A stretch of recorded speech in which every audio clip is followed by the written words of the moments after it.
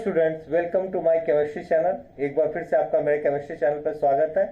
अभी कुछ कमेंट आया था, इसके मैंने क्लास 10th का जो वीडियो मैंने कुछ पोस्ट किया था तो उस पर कुछ कमेंट आया था कि सर क्लास 9th के भी साइंस सब्जेक्ट के ऊपर कुछ वीडियो को बनाकर पोस्ट कीजिए। तो इसी कड़ी में आज स्टार्ट करते हैं क्लास 9th का साइंस चैप्टर का फर्स्ट साइंस का chapter 1 matter in our surroundings.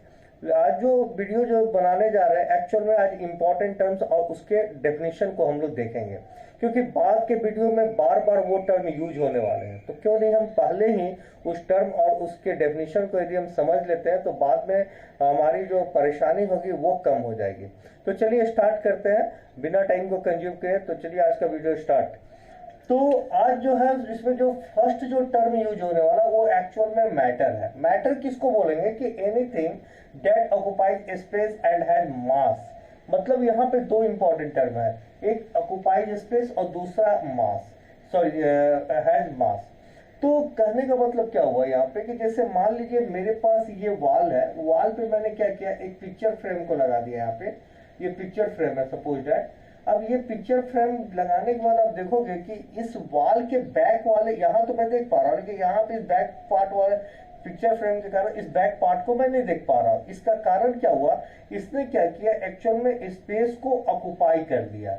Space इसने क्या किया, ऑक्युपाई कर लिया। इसके कारण हम इसके बैक पोर्शन वाले पार्ट को नहीं देख पा रहे हैं। तो इसी को हम बोलेंगे कि ये स्पेस को ऑक्युपाई करना होता है। जैसे मान लीजिए सपोज दैट मैंने पेन को यहाँ पे रख दिया तो पीछे का वर्ड नजर नहीं आ रहा, तो ये पेन क्या किया कि एक्चुअल में इसने स्पेस को ऑक्युपाई कर लिया और उतने स्पेस को ऑक्युपाई करने के कारण इसके पीछे का जो पार्ट होगा या बैक पोर्शन वो नजर नहीं आ रहा है। चलिए, तो इसको बोलते हैं स्पेस को ऑक्युपाई करना। और सबसे इंपॉर्टेंट टर्मिनोलॉजी है यहाँ पे मास। मास में लेके बहुत कंफ्यूजन है। एक्चुअली मास होता क्या है, तो मास का मतलब यहाँ पे मास का मतलब होता है quantity of matter, quantity of matter in a substance. मतलब किसी भी सब्सटेंस में क्वांटिटी ऑफ मैटर कितना होगा। जैसे एग्जांपल के तौर पे ये मैंने प्लास्टिक का पेन है मेरे पास, इस प्लास्टिक के पेन को बनाने में कितना प्लास्टिक यूज हो रहा है, तो जितना प्लास्टिक यूज हुआ वही उसका क्वांटिटी होता है। इसी को हम लोग मास बोलते हैं। मास कभी भी वेरिएबल नहीं होता, मास कभी चेंज नहीं होता, ये बात को दिमाग में बैठा लीजिए। मास कभी भी चेंज नहीं होता है। तो ये क्वांटिटी ऑफ मैटर होता है। बुक को बना रहा है, बुक को बनाने में कितने पेज का यूज हो रहा है, उसमें जो इंग्रेडिएंट जो है, जितना मटेरियल लगा वो कितना मटेरियल यूज हो रहा है, तो क्वांटिटी ऑफ मटेरियल हो गया वहां पे। उसी को हम लोग बोलते हैं वहां पे मास बोलते हैं। तो इस तरह मैटर उसको बोलते हैं हम लोग जो स्पेस को ऑक्युपाई करे और उसका एक मास हो।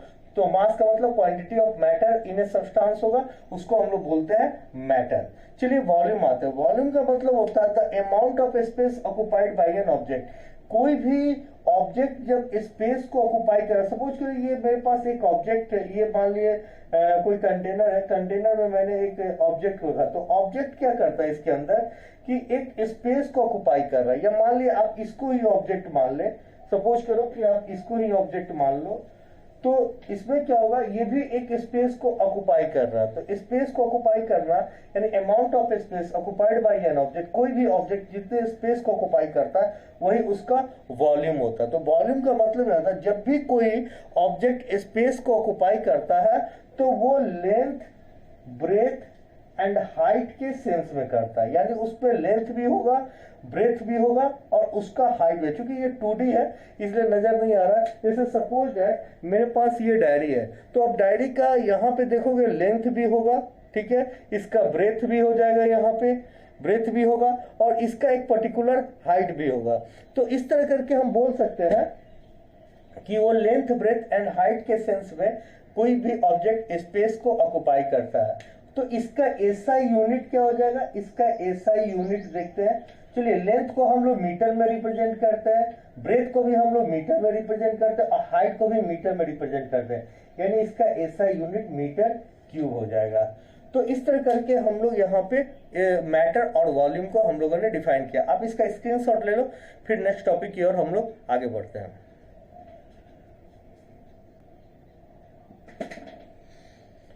तो चलिए नेक्स्ट टॉपिक पे आगे बढ़ते हैं। अब यहाँ पे जो नेक्स्ट टॉपिक है वो है एक्चुअल में intermolecular force of attraction. Intermolecular force of attraction किसको बोलते हैं? तो कोई भी मैटर जो होता है वो छोटे छोटे पार्टिकल से मिलकर बनता है। जैसे मान लीजिए मेरे पास ये यहाँ पे ये एक मैटर है, इस मैटर में बहुत सारे पार्टिकल होंगे और इतने मतलब स्मॉल पार्टिकल होंगे जिसको आप देख भी अपने नेकेड आई से देख भी नहीं सकते।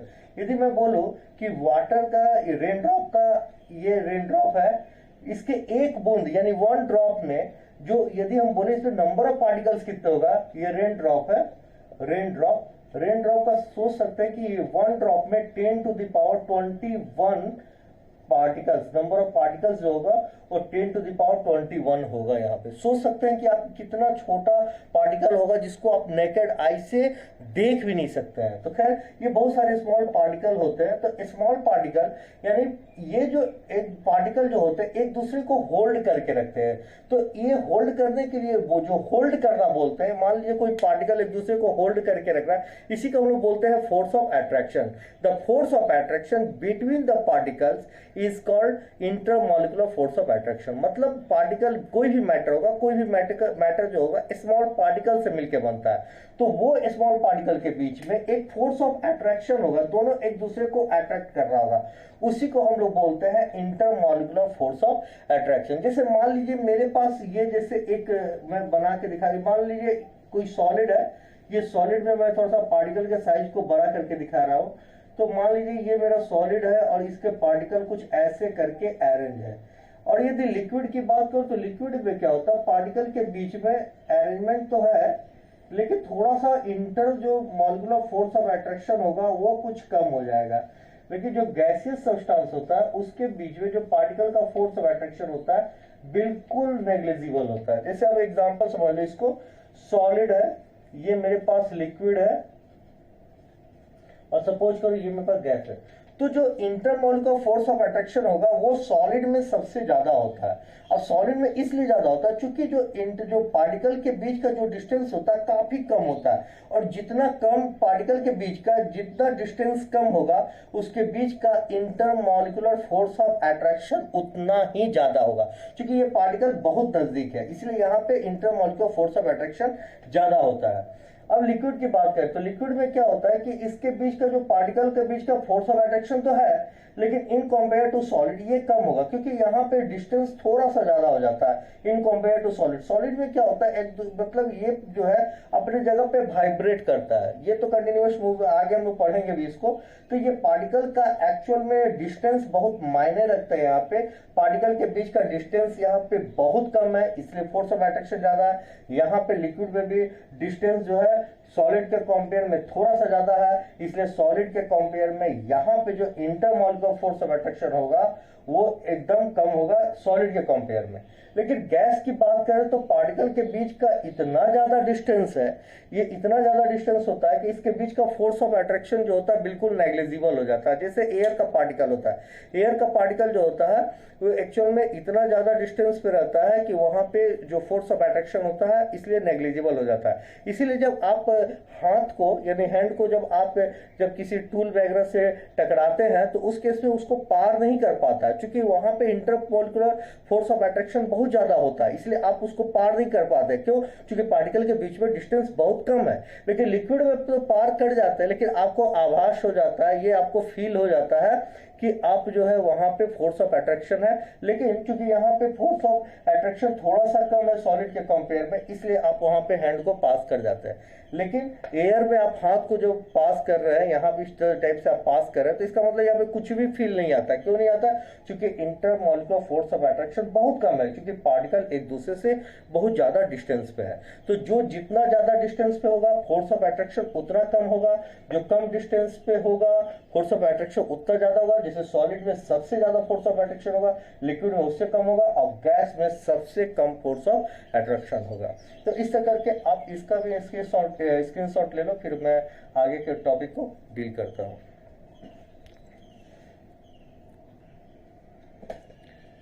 तो चलिए अपने नेक्स्ट टॉपिक की ओर हम लोग आगे बढ़ते हैं। नेक्स्ट टॉपिक है हमारा इंटरमॉलिक्यूलर स्पेस। इंटरमॉलिक्यूलर स्पेस का मतलब होता है the space between the particles of matter. मतलब जो पार्टिकल्स ऑफ मैटर होगा, कोई भी मैटर मैंने बताया कि स्मॉल पार्टिकल से मिलके बनता है। तो क्या होता है, जो पार्टिकल्स के बीच में जो स्पेस होता है उसी को हम लोग बोलते हैं इंटरमॉलिक्यूलर स्पेस। अब ऐसा नहीं है कि सॉलिड में नहीं होगा, लिक्विड में नहीं होगा, गैस में नहीं होगा। सॉलिड में भी कुछ गैप होता है, लिक्विड में भी गैप होता है, और गैस में तो बिल्कुल ही गैपिंग होता है। तो चलिए आगे बढ़ते हैं इसमें। तो यहाँ पे देखिए कि एक्चुअल में सॉलिड में है क्या। सॉलिड में जो होता है, जब पार्टिकल का जो अरेंजमेंट होता है, एक सिस्टमेटिक वे में इसका अरेंजमेंट होता है। लेकिन आप देखोगे इस अरेंजमेंट के बावजूद भी यहाँ पे गैप है, यहाँ पे गैप है, ये सब गैप है। यहाँ पे डॉट से मैं दिखाने का प्रयास कर रहा हूँ, ये सब डॉट, ये सब स्पेस है। इस स्पेस को बोलते हैं हम लोग इंटरस्टिशियल साइट।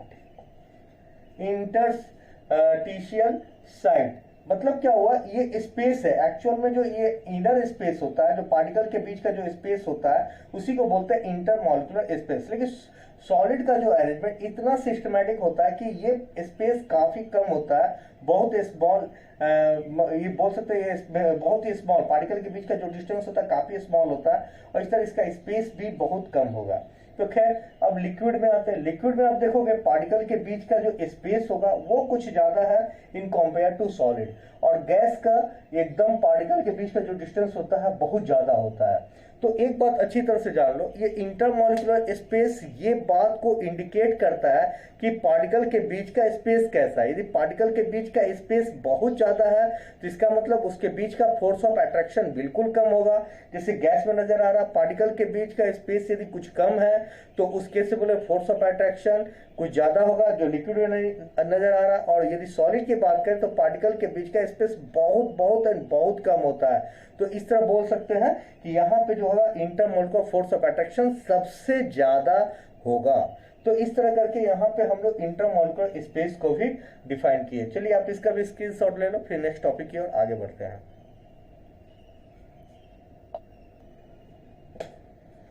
तो चलिए नेक्स्ट टॉपिक पे आगे बढ़ते हैं। आगे का जो टॉपिक है वो एक्चुअल में काइनेटिक एनर्जी। तो काइनेटिक एनर्जी समझने के पहले ये एनर्जी को हम लोग समझते हैं कि एनर्जी होता क्या है।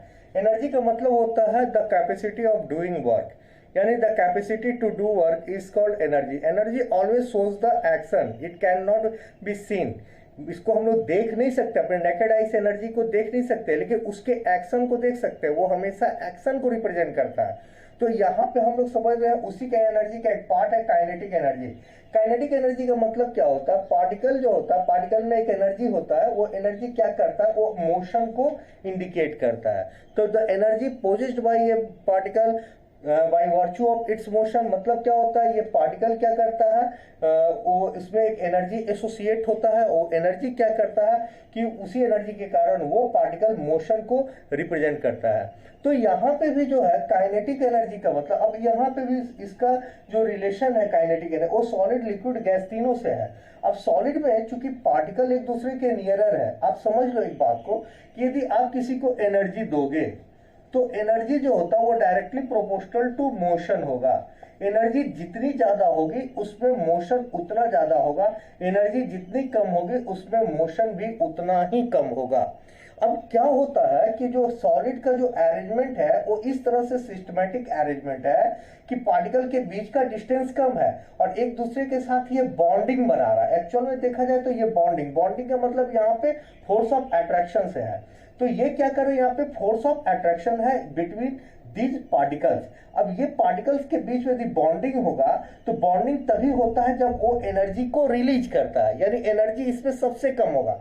जहां पे फोर्स ऑफ अट्रैक्शन, मैं जो बात कर उसको ध्यान से समझना, force of attraction inversely proportional to 1 by kinetic energy, या इनवर्सली प्रोपोर्शनल का मतलब उल्टा, यानी काइनेटिक एनर्जी ज्यादा होगा तो फोर्स ऑफ अट्रैक्शन कम हो जाएगा, और काइनेटिक एनर्जी यदि कम होगा तो फोर्स ऑफ अट्रैक्शन ज्यादा हो जाएगा। यानी ये दोनों के बीच में एक उल्टा रिलेशन चलता है। तो अब आप यहाँ पे देख सकते हो कि यहाँ पे फोर्स ऑफ अट्रैक्शन ज्यादा है, सॉलिड में मैंने बताया फोर्स ऑफ अट्रैक्शन ज्यादा है, इसका मतलब इसमें काइनेटिक एनर्जी कम होगा। ये बात को ध्यान में रखना।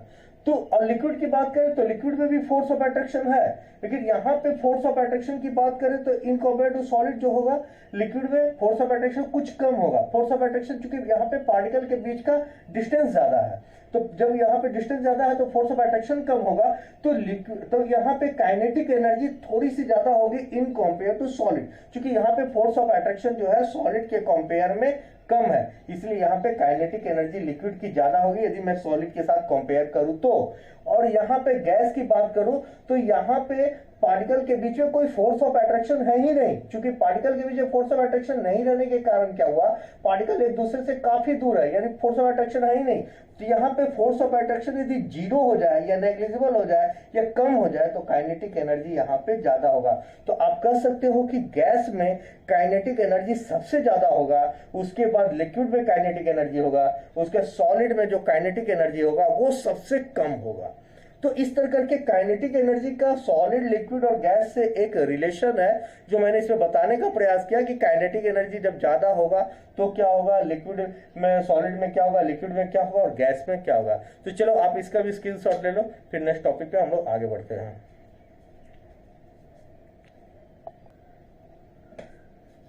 तो चलिए नेक्स्ट टॉपिक पे आगे बढ़ते हैं। नेक्स्ट टॉपिक बहुत इंपॉर्टेंट है, इस पे बहुत सारा क्वेश्चन आता भी है। तो चलिए डिफ्यूजन को समझते हैं। डिफ्यूजन का मतलब क्या होता है कि the intermixing of particle of two different types of matter. जैसे मान लीजिए मेरे पास two different types of matter है, एक मैटर मेरा ये है, ये मान लीजिए एक तरह का मैटर है और दूसरी तरह का मैटर मान लो मैंने ये मान लिया। अब क्या हुआ, ये दोनों पार्टिकल जो intermixing of particle of two different types of matter, ये two different types of matter है और ये क्या किया, इंटरमिक्स कर जाए, मतलब आपस में इंटरमिक्स कर जाए। और इंटरमिक्स करना वो भी मैंने ऑन देयर ऑन, मतलब कोई आपकी एसोसिएशन की जरूरत नहीं है वहां पे, वो आपका कोई जरूरत है, वो अपने से जो है वो इंटरमिक्स कर रहा है। तो जैसे मान लो ये इंटरमिक्स कर गया, अब कुछ स्ट्रक्चर इसका इस टाइप से हो गया, इक्वल टू का साइन देके मैं समझा रहा हूँ कि इसका स्ट्रक्चर कुछ इस टाइप से इसने बना लिया। अब ये जो है ये इंटरमिक्सिंग जो हुआ ऑन देयर ऑन, तो इस तरह बोलते हैं हम इसको कि यही प्रोसेस को हम लोग डिफ्यूजन बोलते हैं, मतलब डिफ्यूज कर गया, डिफ्यूज करना आपस में इंटरमिक्स कर गया। अब जैसे एग्जांपल के तौर पे जब कोई जब सेंट लगा रहा हो या परफ्यूम का यूज कर रहा हो, तो परफ्यूम का यूज करने पे क्या होता है, जो परफ्यूम का पार्टिकल होता है और जो एयर का पार्टिकल होता है वो क्या होता है, आपस में इंटरमिक्स कर जाता है। और इंटरमिक्स करने के बाद क्या होता है, वो तुरंत जो है वो दूसरे जो स्मेल कर रहा वो बगल में जो खड़ा होगा तो उसको क्या होगा, उसको उसका फीलिंग होगा कि इसने सेंट या परफ्यूम का यूज किया। जैसे हॉट सीजलिंग फूड है, हॉट सीजलिंग फूड का जो पार्टिकल होता है, जैसे मान लीजिए आपके घर में कुछ स्पेशल आइटम बन रहा है और वो हॉट सीजलिंग फूड है, तो क्या होगा कि वो उसका जो पार्टिकल होगा वो एयर के पार्टिकल के साथ मिक्स करके वो सेवरल मीटर्स अवे तक जा सकता है, दूर तक जा सकता है, दूर से आदमी उसको स्मेल कर सकता है। तो ये होता है पार्टिकल का इंटरमिक्सिंग, और ये बहुत इंपॉर्टेंट टर्म है,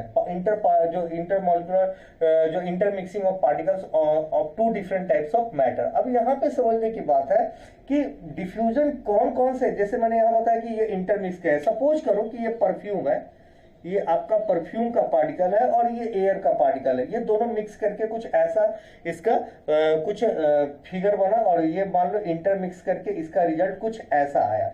अब यहाँ पे क्वेश्चन ये उठता है कि डिफ्यूजन कौन कौन से फैक्टर पे डिपेंड करता है। तो ये बात को समझने के लिए यहाँ पे डिफ्यूजन का एक रिलेशन है, मैं यहाँ से डी फॉर डिफ्यूजन कर रहा हूँ। डिफ्यूजन जो होता है वो directly proportional to kinetic energy होता है, डी से डिफ्यूजन है यहाँ पे, याद रखिएगा। यदि काइनेटिक एनर्जी ज्यादा होगी तो वो क्या होगा, उसमें मोशन ज्यादा होगा। काइनेटिक एनर्जी ज्यादा है मतलब उसमें मूवमेंट ज्यादा है, मोशन ज्यादा है, पार्टिकल में मोशन ज्यादा हो गया। अब मोशन ज्यादा होगा, मूवमेंट जब ज्यादा होगा यानी उसकी स्पीड ज्यादा होगी, तो क्या होगा, इंटरमिक्स करने की जो कैपेसिटी है वो भी ज्यादा होगी, क्योंकि वो इंटरमिक्स ज्यादा करेगा। क्यों ज्यादा करेगा, क्योंकि वो जो है हॉट सीजलिंग है, क्योंकि उसमें काइनेटिक एनर्जी ज्यादा है, और काइनेटिक एनर्जी ज्यादा होने से क्या होता है, डिफ्यूजन, रेट ऑफ डिफ्यूजन भी ज्यादा होगा। रेट ऑफ डिफ्यूजन मतलब इंटरमिक्सिंग करने की जो कैपेसिटी है, और ये भी डायरेक्ट काइनेटिक एनर्जी या टेम्परेचर ज्यादा हो जाए। अब देखो यहाँ पे ये भी डिफ्यूजन जो होता है वो डायरेक्टली रिलेशन उसका टेम्परेचर के साथ भी होगा। टेम्परेचर यदि ज्यादा होगा तो उसको केस में उसका डिफ्यूजन भी ज्यादा होगा। तो ये दो ऐसे इंपॉर्टेंट फैक्टर है जो जिसपे डिफ्यूजन डिपेंड करता है कि उसकी काइनेटिक एनर्जी कितनी है और या उसका टेम्परेचर कितना है। तो जैसे मैंने बताया था कि हॉट सीजलिंग फूड की मैंने बात की थी, तो हॉट सीजलिंग फूड में मैंने क्या बताया था, टेम्परेचर उसका ज्यादा है, ज्यादा होगा तो रेट ऑफ डिफ्यूजन भी ज्यादा होगा। और सेकंड में मैंने काइनेटिक एनर्जी की बात की, तो अब आपको इससे पता चल गया होगा कि गैस में पार्टिकल के बीच का डिस्टेंस ज्यादा है, और पार्टिकल के बीच का डिस्टेंस ज्यादा है यानी यहाँ पे तो आपका काइनेटिक एनर्जी ज्यादा होगा। काइनेटिक एनर्जी यदि ज्यादा होगा तो रेट ऑफ डिफ्यूजन ज्यादा होगा, यानी गैस में रेट ऑफ डिफ्यूजन सबसे ज्यादा होता है। लिक्विड में भी रेट ऑफ डिफ्यूजन होगा, क्यों होगा? क्योंकि यहाँ पे भी पार्टिकल के बीच का में डिस्टेंस है, और पार्टिकल के बीच में जो डिस्टेंस होने के कारण यहाँ पे भी इसका जो है, लेकिन यहाँ पे काइनेटिक एनर्जी कम होगा इन कंपेयर टू गैस, इसीलिए इसका जो रेट ऑफ डिफ्यूजन होगा in compare to gas, liquid की बात कर रहा है, इन कंपेयर टू गैस, ये जो होगा यहाँ रेट ऑफ डिफ्यूजन गैस के कंपेरिजन में कुछ कम होगा। और यहाँ पे यदि बात करो सॉलिड में तो बहुत ही कम होता है, इसको नेग्लिजिबल आप बोल सकते हो। इसमें 6 मंथ 7 मंथ तक का समय लग सकता है। यदि आप एक कॉपर ले लो और कॉपर और आयरन को एक दूसरे के साथ टाई अप कर लो, कॉपर ले लो, कॉपर का प्लेट ले लो और आयरन के प्लेट को लेके एक दूसरे के साथ टाई अप कर लो और उसको 6 मंथ 7 मंथ तक के लिए छोड़ दो, तो उसमें कुछ हद तक डिफ्यूजन होने की प्रोबेबिलिटी होगी। तो इस तरह करके हम बोलेंगे कि सॉलिड में सबसे कम या नेग्लिजिबल मानेंगे, क्योंकि यहाँ पे क्या होता है, काइनेटिक एनर्जी सबसे कम होगा, और काइनेटिक एनर्जी यदि सबसे कम होगा तो रेट ऑफ डिफ्यूजन भी कम होगा। तो याद रखना है, काइनेटिक एनर्जी यदि मैक्सिमम होगी तो रेट ऑफ डिफ्यूजन जो होगा वो भी मैक्सिमम होगा। यदि काइनेटिक एनर्जी का कम होगी तो रेट ऑफ डिफ्यूजन भी कम होगा। तो आज हम लोग इतना तक ही टर्म को रहने देते हैं, और जो नेक्स्ट जो वीडियो होगा कुछ टॉपिक से रिलेटेड बात करेंगे, और जो नया टर्म वहाँ पे जो यूज होने वाला न्यू टर्म वहाँ पे जो है वहाँ पे उसको एक्सप्लेन हम लोग कर देंगे। तो खैर उम्मीद करता हूँ कि आज का वीडियो आपको पसंद आया होगा, और यदि आपको पसंद आया है तो काइंडली इसको लाइक सब्सक्राइब भी कर दें और बेल आइकन को भी जो है प्रेस कर दें, ताकि आपको आने वाली नई वीडियो की नोटिफिकेशन आपको मिल सके। Thank you.